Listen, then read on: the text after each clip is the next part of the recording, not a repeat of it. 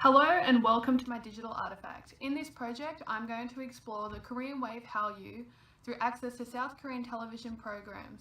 This is how I'm going to gain a greater understanding of South Korea and South Korean content in Western culture. This is my own personal autoethnographic narrative to which I consume South Korea and use my experiences and the opinions of academic sources and online threads to understand the culture. Initially, I was going to solely base this on the television program alone. I was going to select a program and analyse it in terms of my autoethnographic experience and reflect on my epiphanies during the show. The program I selected, after watching a few different episodes of shows from Korean culture, which I did discuss in blog posts, I came to the conclusion based on the first episode that I would select a program called Hello My Twenties. But after watching the show, there were quite a few similarities between the show and programs that I would normally watch, so I didn't feel like this expanded my knowledge as much as I would have liked to. But before I discuss the show, I want to explain the trajectory I was now taking my project. Upon further research of the show and South Korean programs as a whole, I kept coming across the word Hallyu. Now, Hallyu is a term that describes the sudden surge of popularity of South Korean content which began in Asia and later spread to the rest of the world.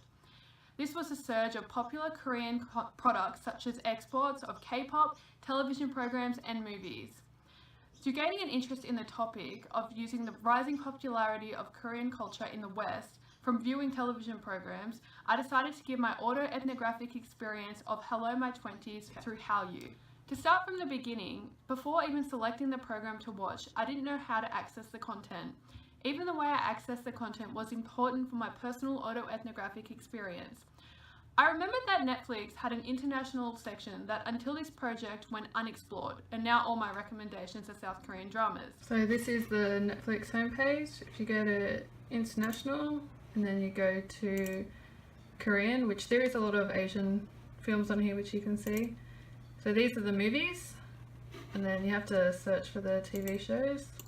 So if you search Korea, you can just click Korea TV shows. And here's all the dramas. For me, I think the reason that they are now so popular is because they're so accessible. I could easily access these and don't have to illegally stream on an online service. This was an epiphany for me that struck the realization that there are dozens and dozens of Korean teen dramas on a typically Western website that seem to be very popular and rated highly by users. This shows that globalization, being the space and time compression, makes our ability to access Asia easier than ever before. The growing interconnectedness of the world gave me the opportunity to explore South Korea. So this Reddit thread just explores the best of Netflix, and all these comments, they're fairly positive. Like this one, it's mainly lighthearted, relaxing, but keeps you coming back.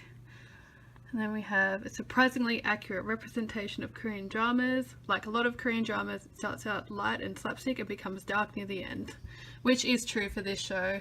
A lot of things happen that you don't expect. For me personally, my first known experience with Korean culture, which I think was an opening of the floodgate for many Westerners to explore Hallyu, was through Psy and his hit single Gangnam Style.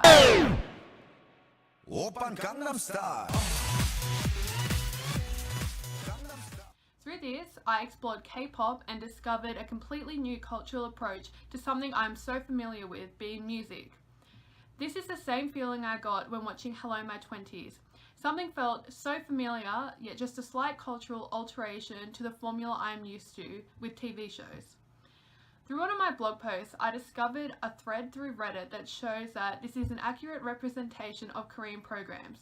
So my next question was, when did Korean content become so popular and accessible? It is phenomena such as Psy that allow a significant impact on the Korean national economy through exports of products.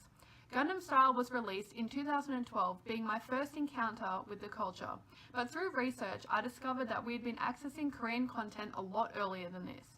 There are Korean programs such as Winter Sonata, released in 2002, which became popular all throughout Asia and the rest of the world, as the universal theme of love was compelling for a wide audience. So what makes Korean programs, specifically Korean dramas, so captivating? The productions are high quality and the cinematography is quite sophisticated, but simply the Asianness of the content is compelling enough to draw in an audience across the globe. An all-Asian cast is seen to have an immediate attraction for viewers, but the program also reflects Korean philosophy, ethos, their value system, and show Confucianism values, which is something I did notice in Hello My Twenties.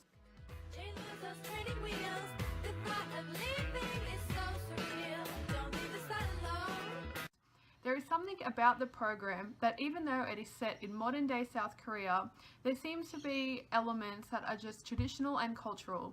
This can include bowing when greeting, how they dress, what they eat, using chopsticks when cooking, and overall the scenery. But to fully absorb this culture, I realized I can't just sit and listen. I have to fully immerse myself and engage myself in the content to be able to understand the context. If I did this, I had no difficulty in understanding what I was viewing. Another thing about the program which I found amazing was the depiction of roles between male and female characters. The show in particular has a lead of 5 women that portray their identities as strong, independent women. They are able to overcome difficulties of love, relationships, university, and work, whilst exemplifying good principles and spirited characters. Men, on the other hand, they're not portrayed badly, but rather as caring and gentle, something that female viewers appeal to during the suffering of a male-dominated society.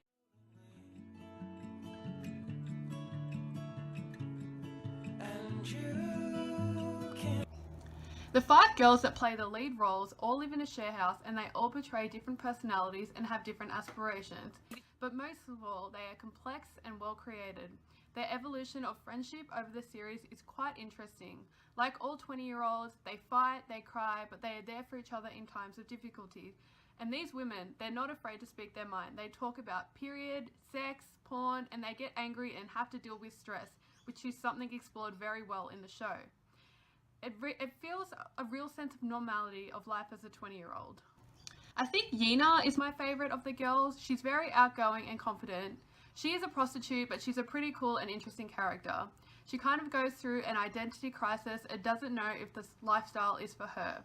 She idolizes one of the roommates, Yiri, and her hard work ethic of working multiple jobs, going to college, but staying content.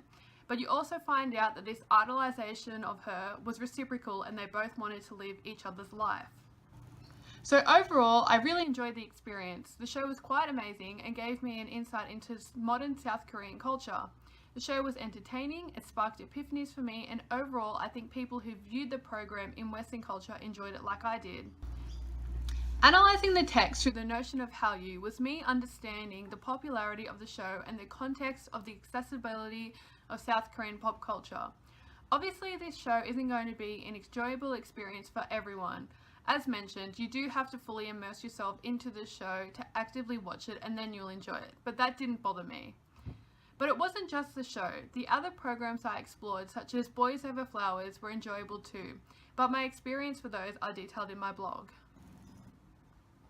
There may have been limitations to my autoethnographic experience as I was using the narrative format, but I feel as though I researched enough scholarly resources to gain an understanding of Hallyu and the popularity of Korean content to make my findings legitimate.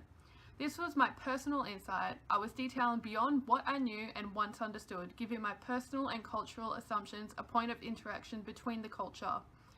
This was a truthful experience to which I didn't use my personal bias, so I believe my results were valid. I was able to dictate the experience through blog posts and tweets, which gave my audience an understanding of my experience. So as you can see, the reason Korean content has become so popular throughout the world, especially in Western society, is due to the accessibility of the content. The internet has allowed for anyone to be able to legally access elements of Hallyu for free or for a relatively affordable price through mediums such as Netflix. Also, through globalization, people have an interest to explore different cultures, so this is an easy way for them to achieve this. Thanks for watching.